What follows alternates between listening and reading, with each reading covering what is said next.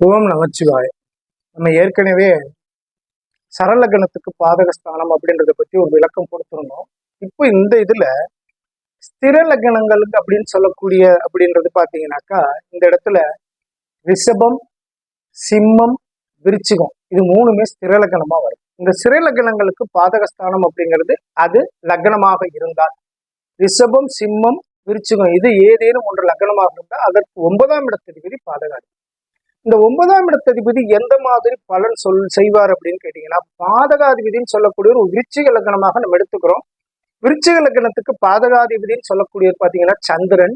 அந்த சந்திரனாகப்பட்டவர் பாத்தீங்கன்னாக்கா பாதகஸ்தானம் அப்படின்னு சொல்லக்கூடிய 9ஆம் இடத்திலேயே ஆட்சி பெற்று இருக்காரு அப்படின்னா அவர் மிக பெரும் பாதகத்தை செய்ய காத்துக்கிட்டு இருக்காரு. இந்த 9ஆம் இடத்துக்கு வேற இடத்துல இருந்தா அது அந்த இடத்துல பாதகத்தை போய் செய்ய போறதுல 9ஆம் இடத்துல ஸ்திர லக்னங்களுக்கு 9ஆம் இடத்துல எந்த கிரகம் நிற்கிறதோ அந்த கிரகம் பாத்தீங்கன்னா பாதகத்தை அதிகமா செய்யும்.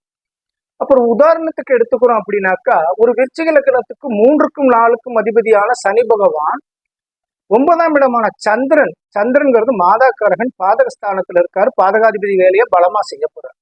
அதே நேரத்துல இந்த லக்னத்துக்கு விருச்சிக லக்னத்துக்கு 3க்கும் 4க்கும் அதிபதினு சொல்லக்கூடியது இளையவுடன் பிறப்பை சொல்லக்கூடிய ஸ்தானத்துக்கும் தாயை சொல்லக்கூடிய ஸ்தானத்துக்கும் அதிபதியான சனி பகவானும் போய் அந்த பாதகஸ்தானத்துல இருக்காரு. அப்படின்னா இந்த ஜாதகருக்கு என்னன்னு கேட்டீங்கன்னா, லக்னத்துக்கு 9ஆம் இடம் பாக்கியஸ்தானம்ன்றது எடுத்துக்கிறத விட அதே நேரத்துல பிதுர்ஸ்தானம்ன்றதை அந்த இடத்துல நம்ம எடுக்கிறோம். ஆனா இந்த இடத்துல பாதகத்துல போய் எந்த கிரகம் போய் உட்காருதோ அது பலமான ஒரு பாதிப்பை கொடுக்கும். யார் மூலியம் வரும்? அப்ப இந்த 2 இடத்துக்கும் காரகத்துவம் என்ன? 3ஆம் இடத்துக்கு சகோதர காரகத்துவம், 4ஆம் இடம் தாயை குறிக்கக்கூடிய அதே மாதா காரகன் சொல்லக்கூடிய சந்திரன் அந்த இடத்துல இருக்காரு.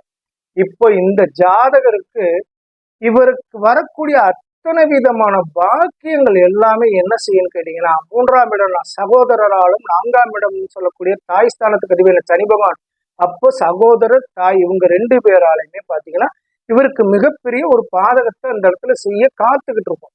இதுவே அந்த சந்திரன் எல்லாம் அமாவாசை சந்திரனாக இருந்தார் அப்படின்னாக்கா அவருக்கு இன்னும் மிக பெரும் பாதிப்பு உண்டு. அந்த இடத்துல சூரிய பகவானும் இருக்காரு அப்படின்னாக்கா 10ஆம் இடத்ததிபதி அங்க போய் இருக்காரு, பிதுர்காரகனும் அங்க இருக்காருனா இந்த ஜாதகதாரருக்கு அமாவாசை சந்திரனாக வந்து அந்த இடத்துல பாத்தீங்கன்னாக்கா மிகப்பெரிய பாதிப்பை இந்த பாதக காலங்கள் பாதகஸ்தானத்தின் அதிபதியின் தசாபுத்தி அந்தர காலங்கள்லயோ இல்ல அந்த பாதகஸ்தானத்தில் நின்ற கிரகங்களின் தசாபுத்தி அந்தர காலங்கள்லயோ அதை கொண்டு வந்து செய்யறதுக்கு காத்துக்கிட்டு இருக்கும். அப்போ இவர் தாய்கிட்டையோ சகோதரர்கள் விஷயத்திலேயோ மிகுந்த கவனத்துடன் எச்சரிக்கையா இருக்கணும். இவங்களெல்லாம் பாத்தீங்கன்னாக்கா 10ஆம் இடத்துலேயே அவங்க உட்காரும்போது தொழில் சார்ந்த விஷயங்களையும் இவங்களை கூட்டு சேர்க்காம பார்த்துக்கணும். ஓம் நமச்சிவாய்.